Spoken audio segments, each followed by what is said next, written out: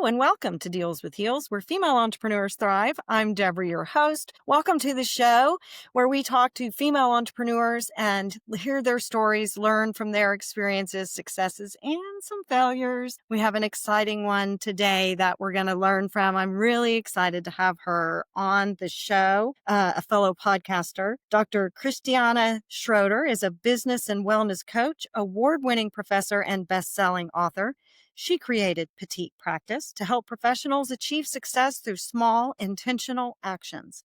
As the host of the globally ranked top 1% podcast, Happy Healthy Hustle, she empowers entrepreneurs to build thriving businesses without stress or burnout. Her latest book, Discover Your Superpower, includes exclusive podcast episodes packed with expert insights, helping readers apply what they learn in real time. Please welcome Christiana to Deals with Heels. Thank you so much for having me. I'm really excited here. I am too. I always pick guests on the show that I find interesting and that I think I can learn from. I think if I do that and I stay kind of true to that, then we're always going to have really good conversation, which is pretty key. And if it's valuable, if I think I can learn from it, then I think most of my listeners probably can as well. So I have been so interested in your stuff. And I was telling Christiana before we started that my previous guest, something had happened and they had to cancel, and that it gets me out of my train of thought, my ADHD brain. My audience knows that sometimes it's hard to get back on track again. And I was interested. I was like, her Petite practice, that's what I need to get me through this moment. Welcome to the show. Tell us a little bit about your entrepreneurial journey. Well, thank you so much for having me, first of all. I'm really excited to be here.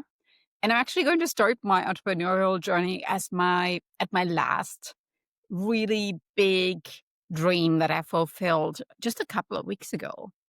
I gave Fantastic. a TEDx talk. And I have to honestly tell you, Deborah, I've always dreamed of giving a TEDx talk, standing on a stage, sharing my entrepreneurial journey with an audience. And then, of course, through the YouTube video and the media that's associated with always my dream, because we are here to inspire, to let others know that it's okay to fail and to overcome the failure and struggles and share that message to inspire others to keep going. So that was my latest big win, and I'm really excited to share that here. Tell us how that came about. How did you make that happen? I think my petite practice, my small steps, so petite is French for small, and Mm-hmm. practice intentionally chosen the word for really meaning making sure that we are not aiming for perfection, we are aiming for progress. So we're taking small steps towards our big goals. And my big goal at TEDx stage, everything that I did to get there was the perfect petite practice because there were definitely moments where I was sitting and I was crying. And my husband actually said, you need to film this right now and write about this to your email audience because you are living the petite practice moments, aren't you? The small steps where sometimes you're experiencing something and sometimes it's a big win. And those moments where you may be taking a small step and you're like, oh, that wasn't so great right now. Those are important too, because we're learning from those. That So is the whole, fantastic. I love that whole proof of concept, right? I'm in the middle of a big project and it's very mindset based. And I've found myself, I said, this is it. These are the hardest steps that I'm writing about and I'm doing them. That's why they're hard. They're the hardest ones. That's why they're the hardest to write about too, because that's the thing sometimes, right? Well, congratulations. I can't wait to see it when it comes out. We'll definitely link to it in it the already show came notes. out. Good. Yeah. Fantastic. Well, we will definitely link to it in the show notes. Yeah, happy to share it in the show notes. And for everybody that's watching this right now, there's of course the special treat that if you do watch the show right now, you can see I have this perfect bun on the top, right? But if you watch it, you will see me in golden heels, very show appropriate for this beautiful podcast today. And they're sparkling, they're golden, and my hair is all down. So I'm kind of like completely embodying like a Greek goddess attire there. So tune into I the show love just it. to see the outfit, but of course listen to while you're doing Of that. course, but I love that. I've loved heels and dressing up and all of the things since I was a young child. My mom would tell me stories about getting into her stuff and being allergic and my eyes swelling and all of the things. I loved it so much. So I definitely love that. And she does have a really perfect knot bun on her head that looks like a Yep. ballerina. Yep. Very awesome. Well, tell us about your petite practice. It's so intriguing, and oftentimes things, especially as entrepreneurs, things everything is so overwhelming, and it feels like something's really daunting and huge in front of you. And a lot of people fail there and think, wow, there's no way I'll ever be able to do that. And I have a sneaking suspicion that your petite practice will snap them right out of that. For sure. And I also want to normalize the word failure. Yeah. If you feel that you failed in my TEDx talk and right now on this amazing podcast, I can share one thing with you. Fail, if you think of it like capitalized standing as an acronym, you could think in your head stands for first attempt in learning. I love Normalize that when Yes. you fail, it's actually you just tried something new. And Sure. if we go back to like walking in heels, do you think anybody puts on heels and immediately has the perfect stride? At the beginning, it's a little wobbly and you just need to practice. Otherwise, nobody would wear heels, right? It's Of practice that makes course. it perfect. It is. It is the repetition of it. And then being playful with it and learning in a fun, playful way. You can either do it 500 times the hard way or you can do it 20 times the playful way, right? Yeah. Makes it so much easier when you're able to have a little bit of fun doing it. Yeah, I mean that's really what petite practice is. It is thinking about small steps that you can take towards something you're really passionate about. And I call it actually your superpower. Deep down, we all have this unique value that we need to share with the world. We kind of owe it to everybody that's around you to share what's special around us. And it makes us happier too, because we're feeling we're helping others and making their little corner of the world even more special than what it is already. And we're inspiring them to maybe tap into their superpower too. So I really like communicating with others, being in interviews, standing on a stage and sharing my message and just being inspiring, motivating, but at the same time also action oriented, I call it. Mhm. So that is something I always wanted to do. And for me, it was like, well, how do I get there? Right? It seemed like a big river, but I just didn't see the stones that would actually cross that river. And I just all of a sudden sat down and I said, okay, I have to start speaking more. I'm a professor. I teach innovation, entrepreneurship, and marketing. So I know a lot about how to market yourself or how to innovate something and even how to start a business. Why don't I use that? Started my own business, started my podcast, started writing books, and then applied to be a TEDx speaker. And while this sounds very linear, it absolutely wasn't. But Right, it that's it. never is. That's really my entrepreneurial journey. And I love that I can look back and I laugh about myself and all the little missteps I take because those make some good, fun stories. They do, and, I had really started over in my fees, and Um, my kids were all gone. Had gotten divorced, and then my mother passed away. And one of the things that was hard to do was to see that value and how am I going to move forward through it. And you have to really break it down into small steps. What can I do today? And it was really important to be able to do it on the hard days to realize that just that one small step is enough to be able to get through. If I did that one small step, I still felt like I was moving forward, if that makes sense. Sometimes that's all you have. My mom was always, well, I'm Gen X and in middle America, and you don't half ass anything. That was the whole thing growing up. Don't half ass that. So my mom taught me to use my whole ass. I would try my hardest at everything that I did. And that can be good and it can be bad, but sometimes doing your best is 40% of what I could do yesterday, and it's still my best. So those small steps, you're right, they're so valuable and important. Yeah, and actually love that you compare your today to yesterday and just be humble about it because we might have the absolute most productive, fabulous day. And then you wake up on the next day and maybe you are a little bit tired and you're tuning into it yourself and you're like, don't really quite have it in me today. And maybe on that day, you just do a little bit. Maybe you just send some pitch emails to podcasts, or maybe you read some news about your topic and how to incorporate those news in your topics. You're staying relevant and staying on top of what you want to share with the world.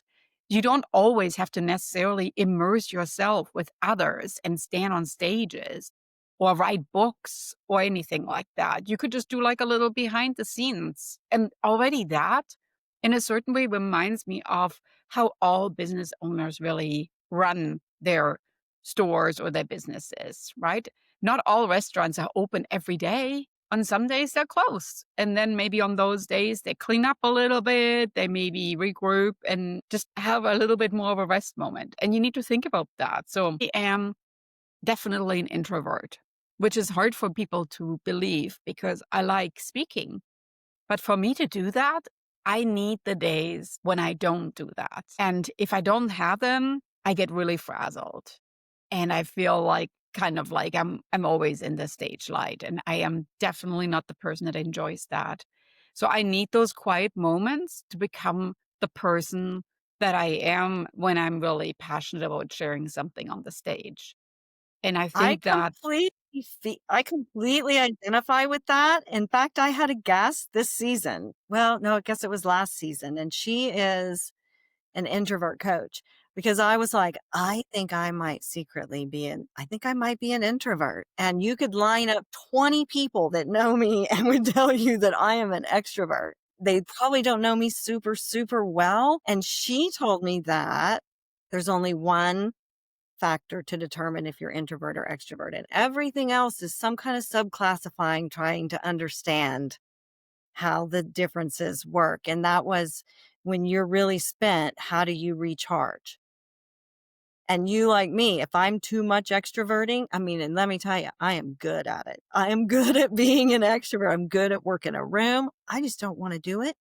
And it can be really draining for me, very draining for me. So I completely get that. And I had a new way of looking at it. For me, it was, I have something big to give, and it comes with a cost that I need to recharge after. It takes a lot of energy for me to give it.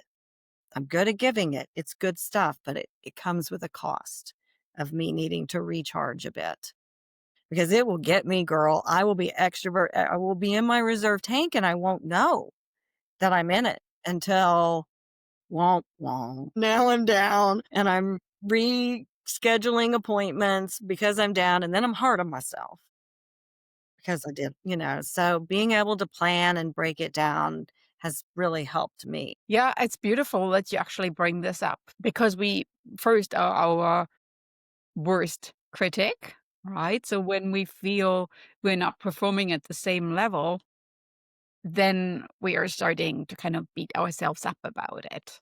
If we Especially if you don't had know. that day yesterday, that was fantastic. Why was the best I've ever been yesterday? That today you can't have that same standard. So think a little bit about athletes, right? So whether they are, all the way on the top, like Olympic Games, or they are, athletes that are on professional teams or local regional athlete, nobody runs a marathon every day. There are these rest days in between. So if you are a performer standing on a stage, writing a book, running a podcast, doing anything, coaching calls, I mean, that is being on like an athlete. And I think that that also means that you need the time off. That's how I look at this myself. I'm like, light on, okay, light off. And then I'm like, okay, so now I can still be exceptionally productive But for me, I really work in silence. And I don't even like to hear a dryer noise or something because sometimes there's like something in the dryer and it's kind of making a rattling sound. It needs to be really silent. And then I know that I feel like my battery is refueling, it's recharging. And Mm, eventually, then I came like, okay, now I can hang out with people again. But that's really how it works. And I think if you think about, again, like somebody that uses their body physically, it's the exact same thing. It's just for us, it's our brain. And our brain needs that refueling just the same way. it definitely does. I love you. I love that you said that. I identify so much. I like how you said, hey, I did it. I got to rest. And it's so important. And I think part of it is women, we're big at connecting, and connecting is being on, and we don't give ourselves enough time to recuperate.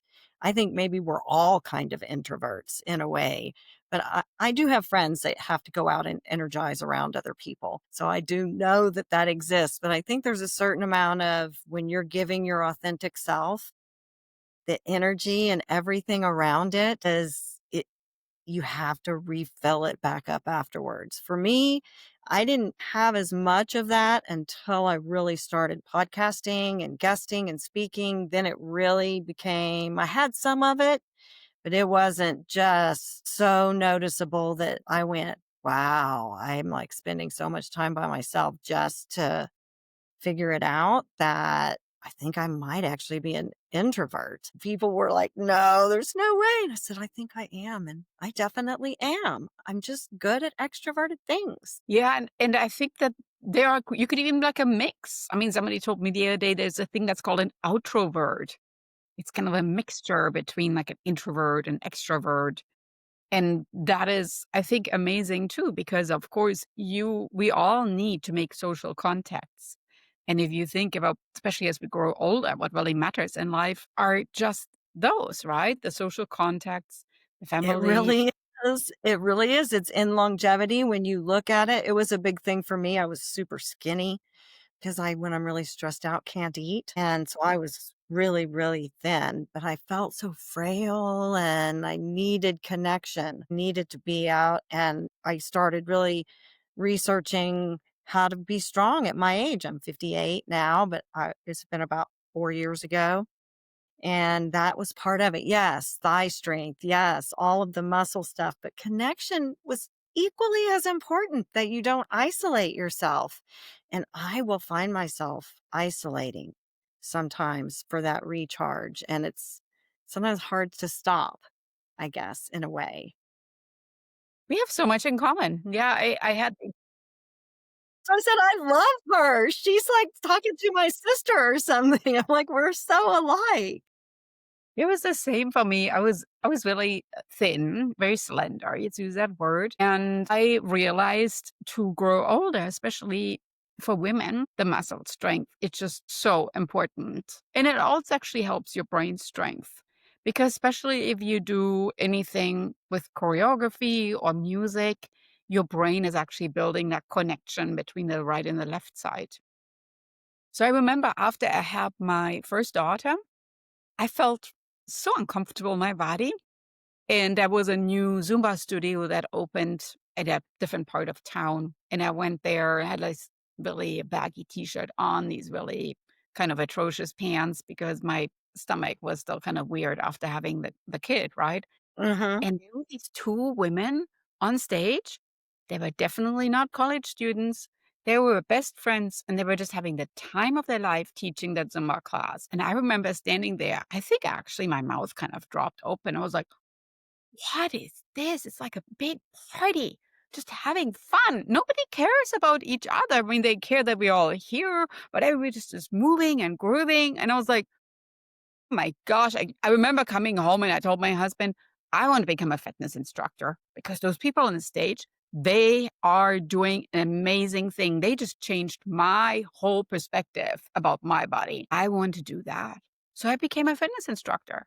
And now I teach weightlifting and spin classes and Pilates and six pack abs. And I empower people that are half my age and I'm having an amazing time because I move my body, I inspire others, and maybe I'm bringing a smile to their face for whatever is going on in their lives.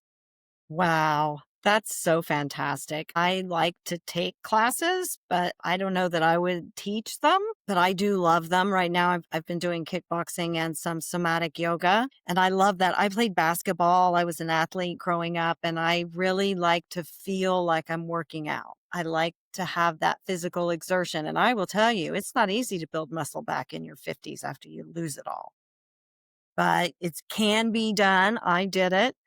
And I feel really great. I feel healthier now than I did in my 40s, 1,000%. And a lot of that came from physical activity, but I did a lot of mindset work as well.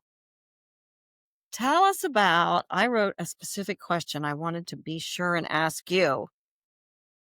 It was, how can our listeners that are mostly entrepreneurs align our vision with actionable strategies and steps? I think a lot of times we know what we want to do, and it's difficult to decide what to do next and where to go Beautiful. with it. Beautiful. One thing, and we kind of went a little bit down that path when we talked about extroversion, introversion. One thing is to kind of become clear of who you really are, like really discover your own strength. What type of learner are you? Are you a visual learner? Are you more somebody that learns by reading? Are you somebody that learns by listening? Because I'm a visual learner. So if I have a big goal in my mind, I kind of see flowcharts. So let's say there would be this goal, the TEDx talk, and I could see it, maybe on the top or somewhere like to the side. And then I nearly like in my mind create like little sticky notes of little steps, these petite practices that would get me there. So I don't necessarily say, all right, I'm just going to apply to TEDx stages. That's not really how it works, right? I need to figure out what am I going to actually talk about in my application. And obviously, I have to present myself with a bio. So, how can I do that?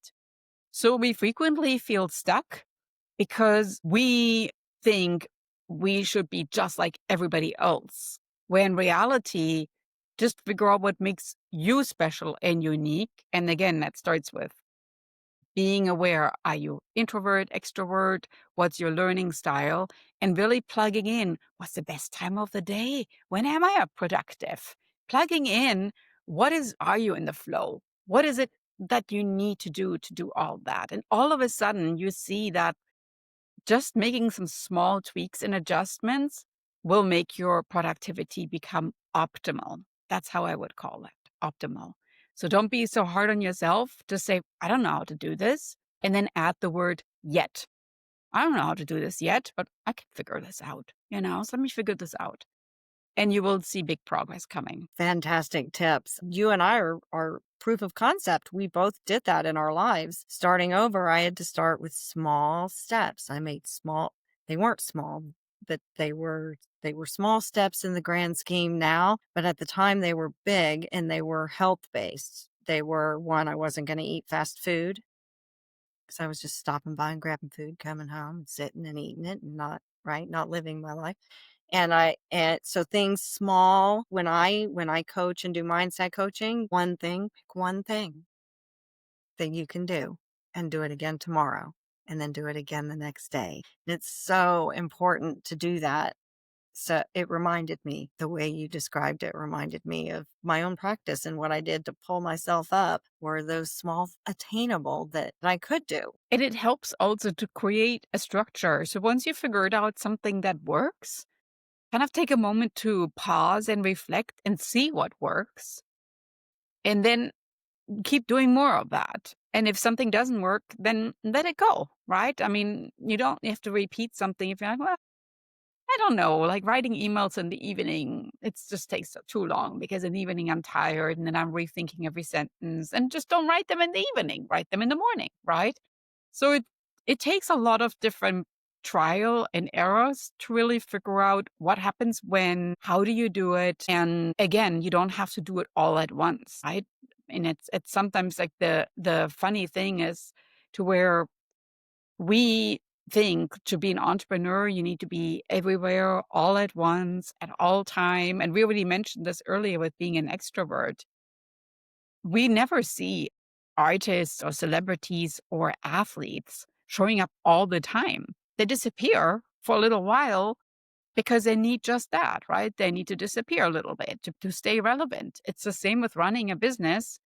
To really keep running a business and staying current with trends, you also need to like regroup a little bit and take those moments and then say, all right, so I kind of regrouped. I saw what worked and I'm going to do more of that. And if you don't take that moment to pause and reflect, you just keep going, going, going. You're going, probably getting burned out.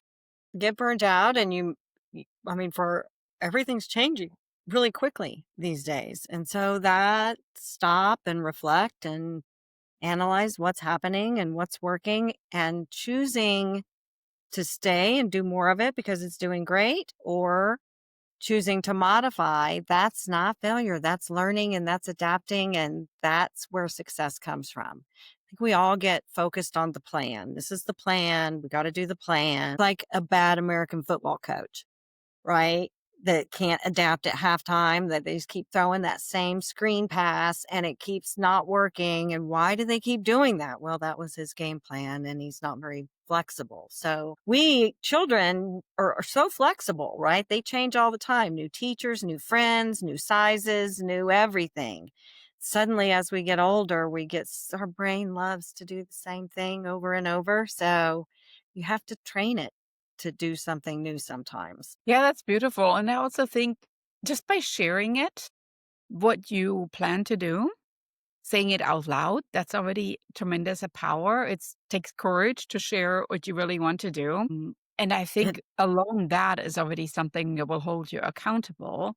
But at the same time, it will also make your goal to yourself a little bit more realistic because now you spoke it out and it's out there.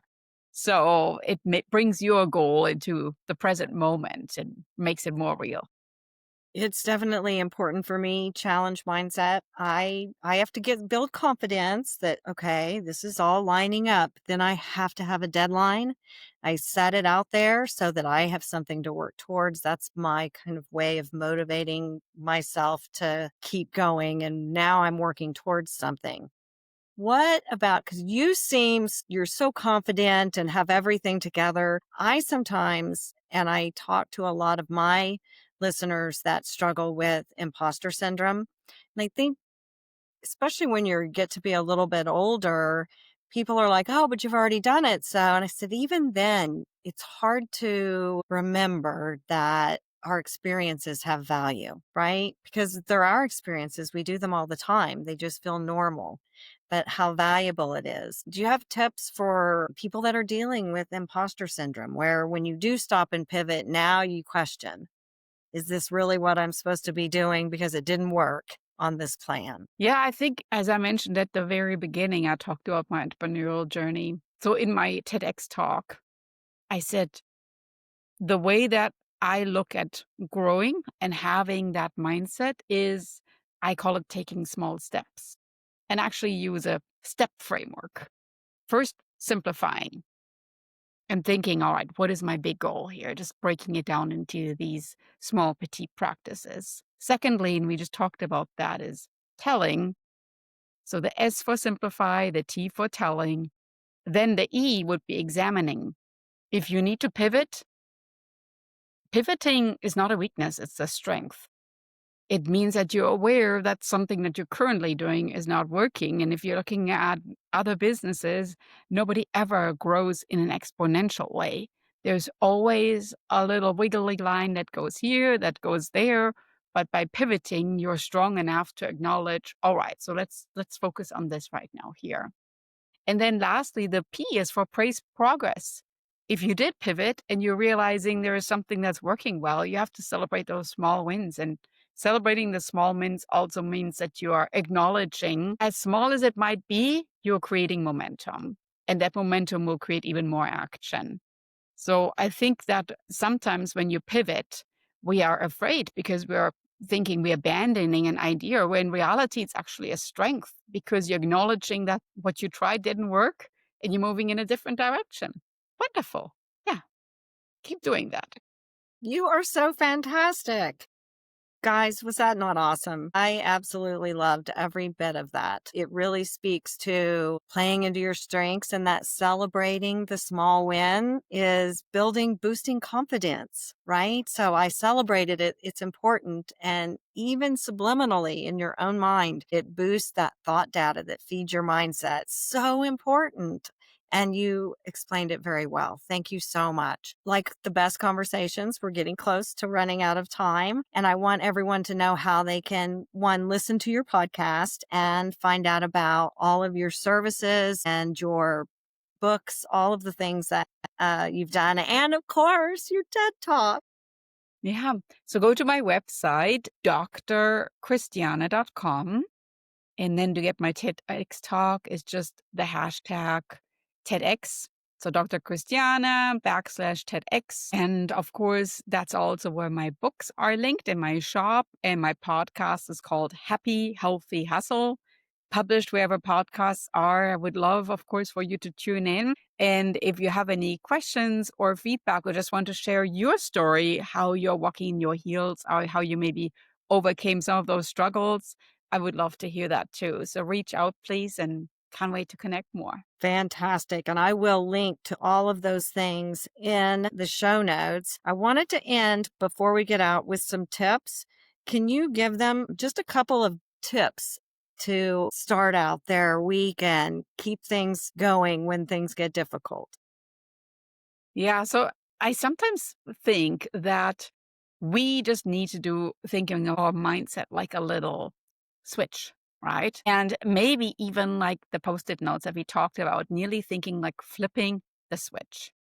Because I notice it sometimes too, where I'm like feeling, oh my gosh, there's so many different things going on, and I don't even know how to do it.